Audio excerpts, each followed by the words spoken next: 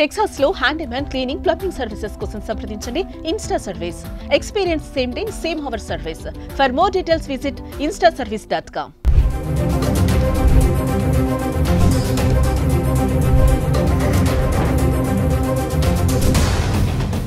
నవీన్ గారు నమస్కారం.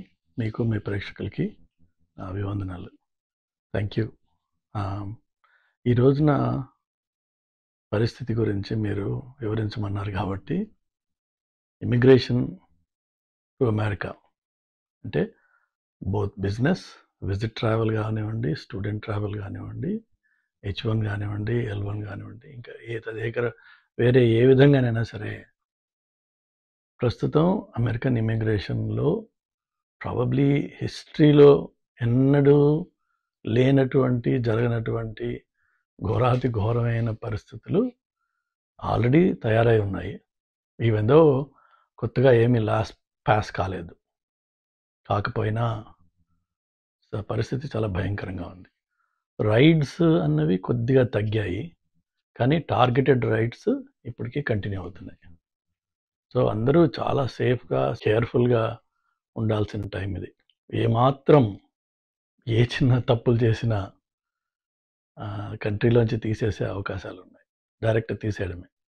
రీసెంట్గా చూస్తే మీరు కొలంబియా యూనివర్సిటీలో ప్రొటెస్ట్ చేసిన స్టూడెంట్ని కానీ, లేకపోతే 1798 ఎప్పుడో 250-300 సంవత్సరాల క్రితం పాస్ చేసిన లా ఆధారంగా కొంతమందిని ఫ్లైట్ ఎక్కించేశారు. ఈవెన్ దో జడ్జి నో అని చెప్పినా సరే అప్పటికే ఫ్లైట్ టేక్ ఆఫ్ అయిపోయింది కాబట్టి వాళ్ళని డిపోర్ట్ చేసేసారు.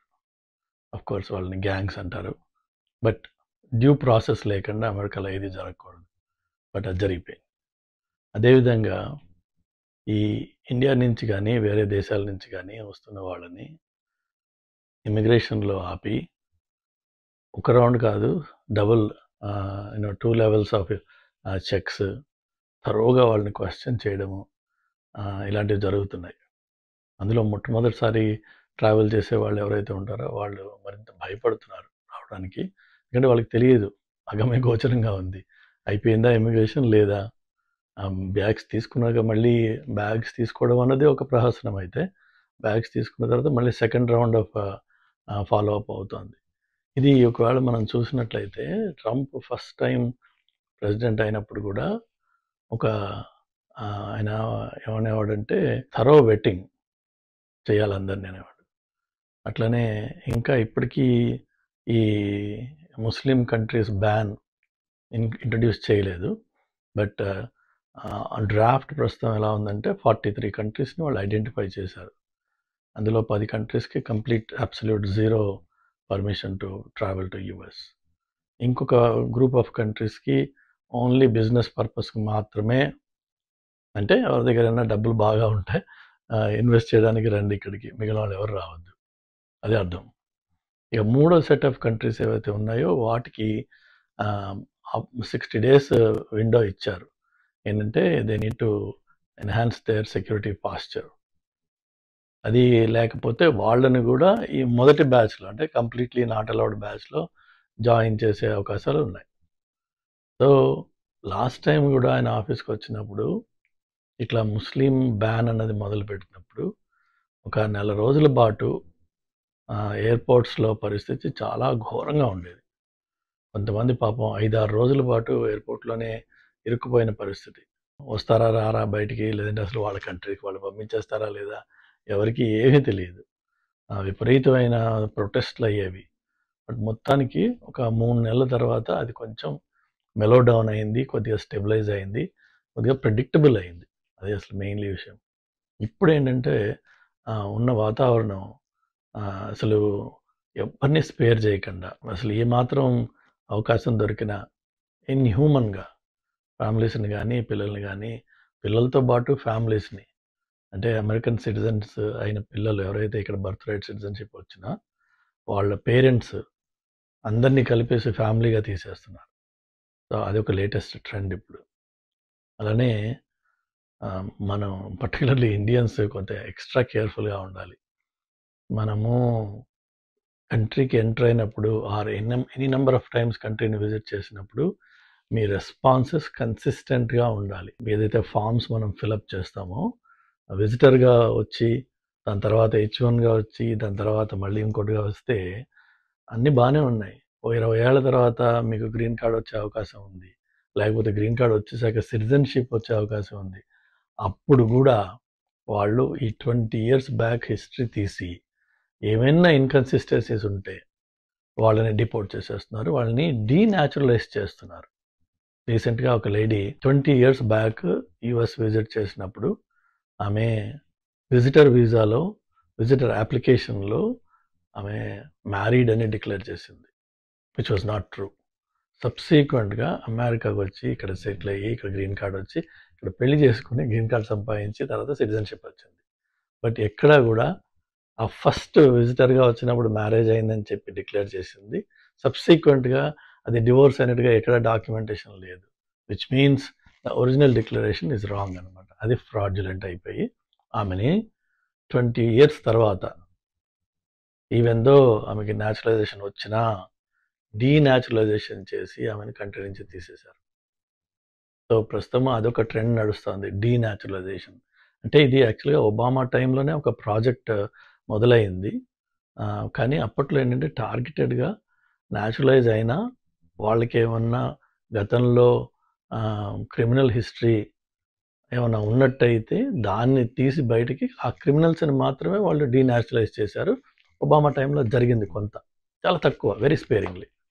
కానీ ఇప్పుడు ఏంటంటే పరిస్థితి ఈవెన్ ఒక కామా ఫుల్ స్టాప్ స్పెల్లింగ్ తేడా ఏమాత్రం ఇన్కన్సిస్టెన్సీ ఉన్నా సరే వాళ్ళని కూడా డీన్యాచురలైజ్ చేద్దామని చెప్పేసి వీళ్ళ టార్గెట్స్ నడుస్తున్నాయి. సో ఈ టైంలో మనము కొన్ని విషయాలు చాలా జాగ్రత్తగా ఉండాలి. మొట్టమొదట అవసరం లేకపోతే ట్రావెల్ ప్లాన్స్ మార్చుకోవాలి. మీరు సిటిజన్ కాకపోతే సిటిజన్స్కి ఇబ్బంది ఉండకపోవచ్చు అని నాకు అనుమానం, నమ్మకం.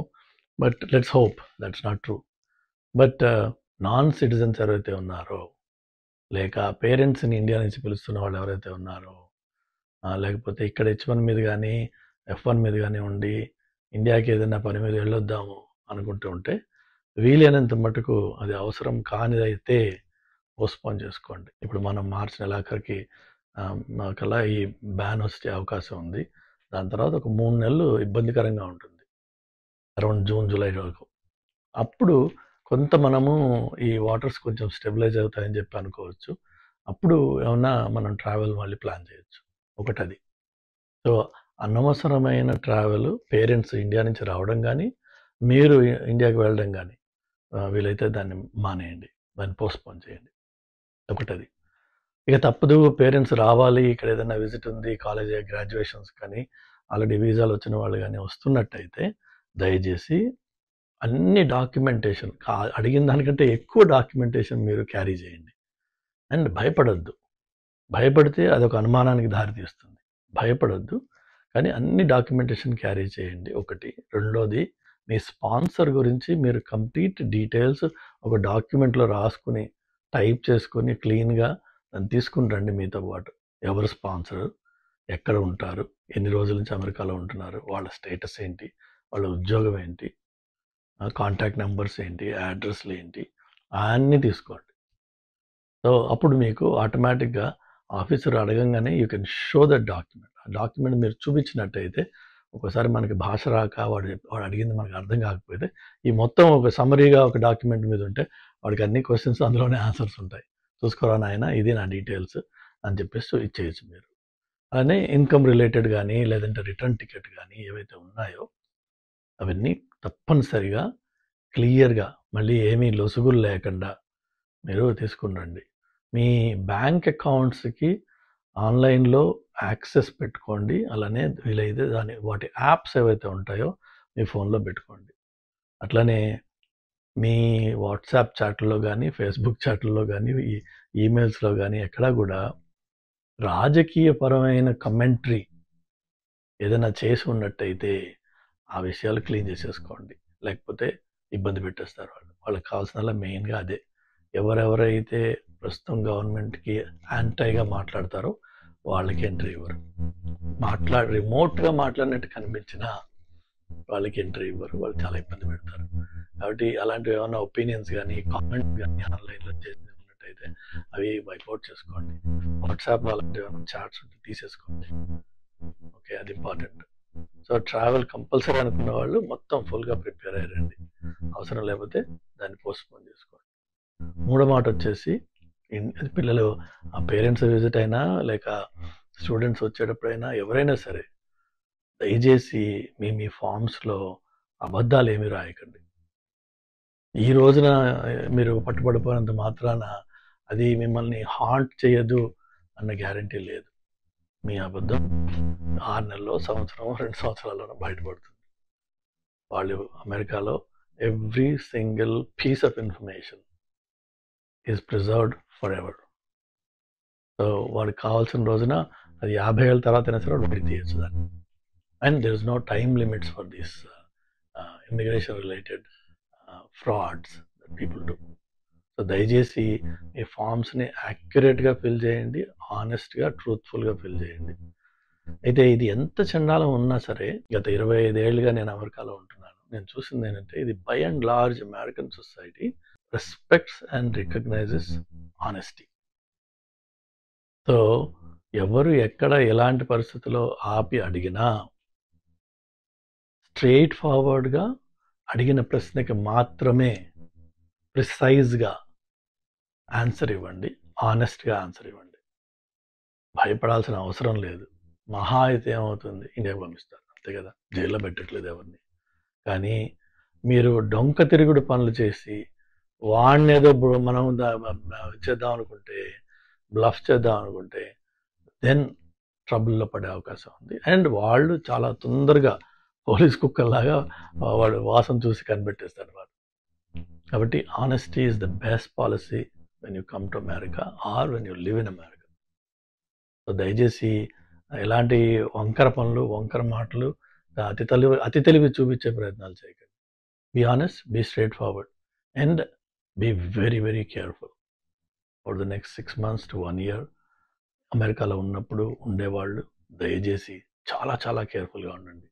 లేకపోతే ఏ చిన్న అవకాశం వచ్చినా, ఏ చిన్న తప్పు చేసినా, ఏ DWIయో, ఏ చిన్న యాక్సిడెంటో ఏది జరిగినా సరే they can just pick you up and kick you out of the country. దయచేసి చేయకండి అవి. హ్యాపీగా ఉండండి, ప్రశాంతంగా ఉండండి, కొంచెం కంటైన్డ్గా ఉండండి.